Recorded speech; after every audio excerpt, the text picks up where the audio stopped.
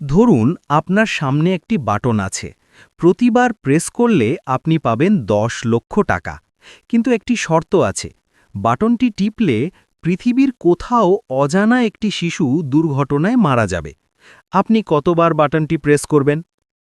এক গবেষণায় ৫০০ জন মানুষকে এই প্রশ্নটি করা হয়েছিল। ফলাফল ছিল ভয়াবহ। প্রায় ৪০% মানুষ বলেছিল তারা ১০০ বারেরও বেশি বাটনটি প্রেস করতে রাজি, কারণ তাদের কাছে সেই শিশুটি ছিল স্রেফ একটি সংখ্যা মাত্র। কিন্তু এরপর সাইকোলজিস্টরা একটি কাজ করলেন। তারা সেই মানুষদের একটি নির্দিষ্ট শিশুর ছবি দেখালেন, তার নাম আর বয়স জানালেন। এবার প্রশ্ন করা হলো, এই শিশুটির জীবনের বিনিময়ে কি টাকা নেবেন? ফলাফল এবার একদম উল্টে গেল।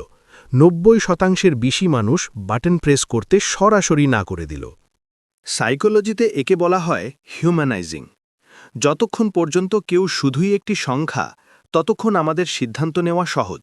কিন্তু যখনই আমরা কারো চেহারা দেখি বা গল্প জানি, তখন আমাদের বিবেক বাধা দেয়। এই কারণেই পরিসংখ্যানের চেয়ে মানুষের আবেগ আমাদের বেশি নাড়া দেয়। আপনি হলে কি করতেন? কমেন্টে জানান। আর এমন আরও সাইকোলজি ফ্যাক্টস জানতে সাবস্ক্রাইব করুন।